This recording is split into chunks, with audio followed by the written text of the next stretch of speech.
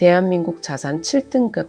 이 기준표에 당신의 이름을 올려본 적 있으십니까? 상위 1% 이야기처럼 들릴 수도 있습니다. 하지만 오늘 이야기는 부자의 뉴스가 아닙니다. 2025년 가계금융복지조사 기준 대한민국 가구 평균 자산은 5억 6,678만 원입니다. 평균 순자산은 4억 7,144만 원. 숫자만 보면 꽤 많아 보입니다. 그런데 이상합니다. 전체 가구의 57%가 순자산 3억 원 미만입니다.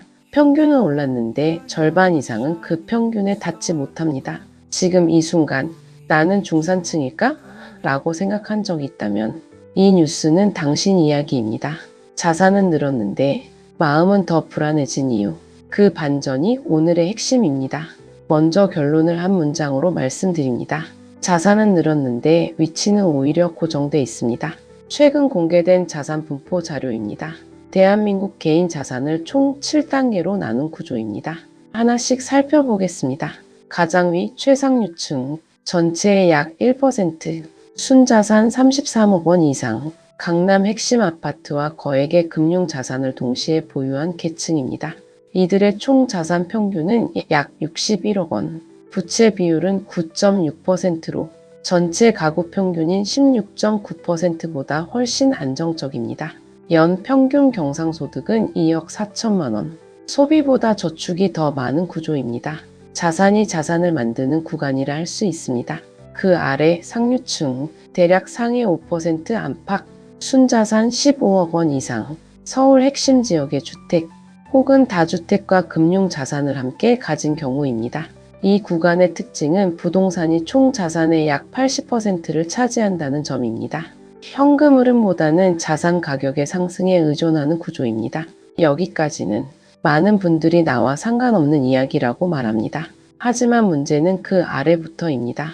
준상류층, 상위 10% 내외, 순자산 약 10억 5천만 원 이상, 서울 중위권 아파트를 보유하고 있거나 은퇴를 앞두고 자산을 정리하는 구간입니다.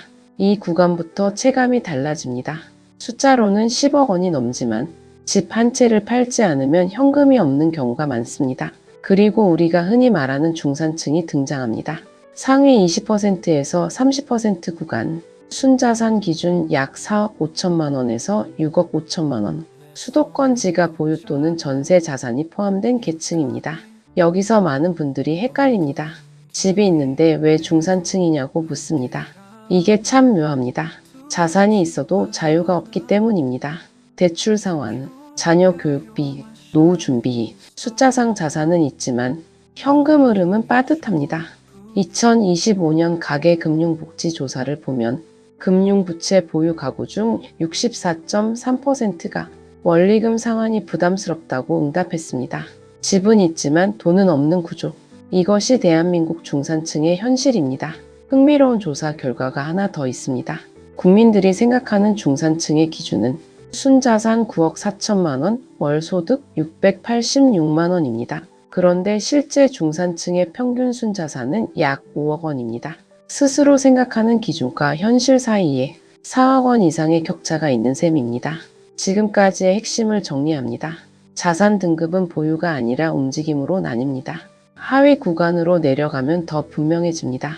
중위층, 전체의 약 40%에서 50% 구간, 순자산 약 2억 4천만 원 안팎, 지방 대도시 국민평균 또는 수도권 전세 거주자가 여기에 해당합니다. 중앙값 대한민국 전체의 딱 중간입니다.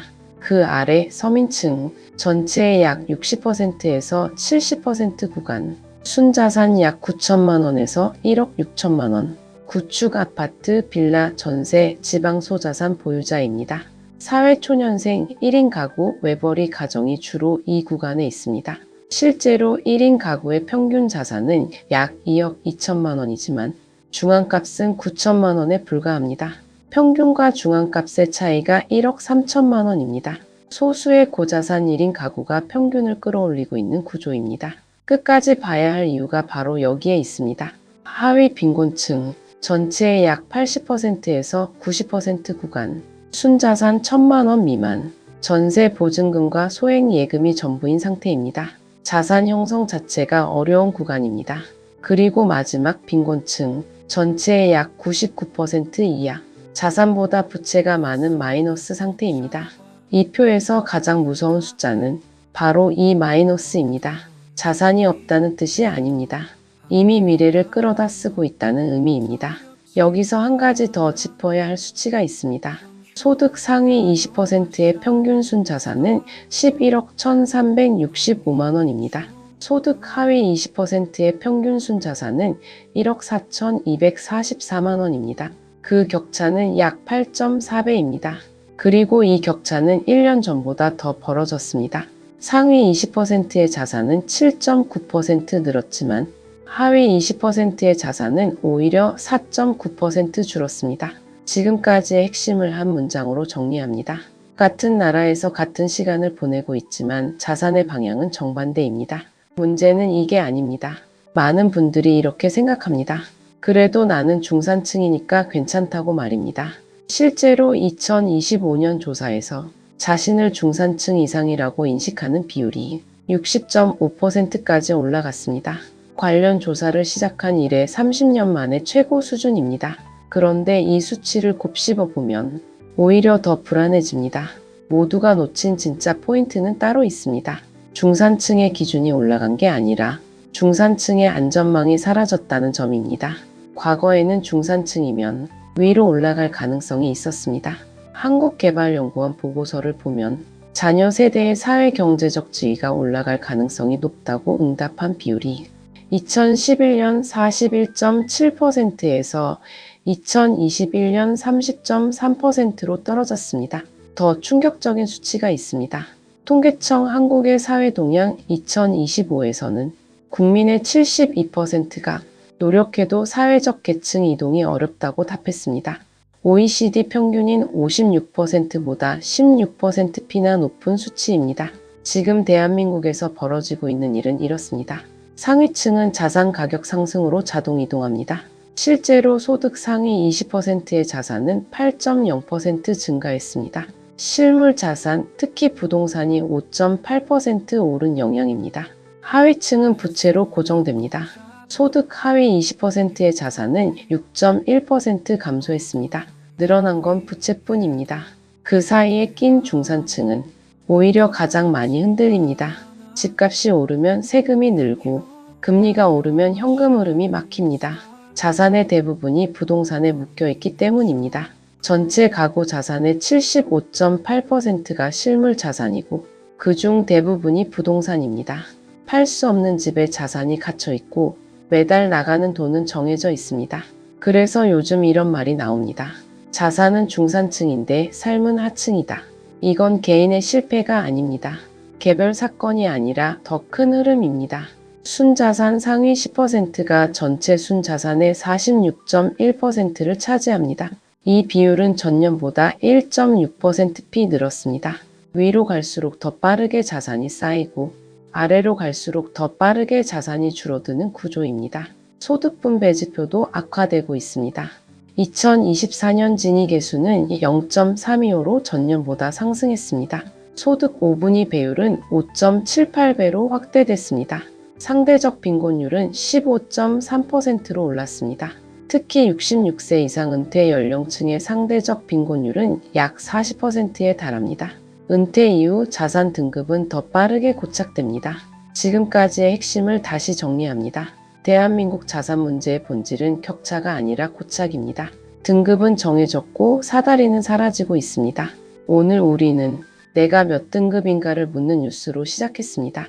7개의 계단을 하나하나 살펴봤고 그 안에서 중산층이라는 이름이 얼마나 불안정한 위치에 놓여 있는지를 확인했습니다. 하지만 진짜 질문은 이것입니다. 이 등급이 앞으로도 움직일 수 있는가? 자산이 많고 적음의 문제가 아닙니다. 미래를 선택할 여지가 있는지 없는지의 차이입니다.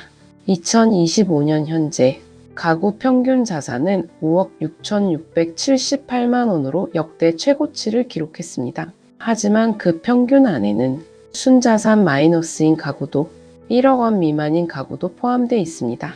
전체 가구의 29.5%가 순자산 1억 원 미만입니다. 평균이라는 숫자는 모두의 현실을 대변하지 못합니다. 그래서 등급이 필요하고 그래서 구간이 중요합니다. 다음 시간에는 이 자산 구조가 연금, 건강보험, 노후생활과 어떻게 연결되는지를 이어서 살펴보겠습니다. 여러분은 지금 어느 구간에 있다고 느끼십니까? 구독과 좋아요는 한 번 더 생각해 보게 만드는 힘이 됩니다.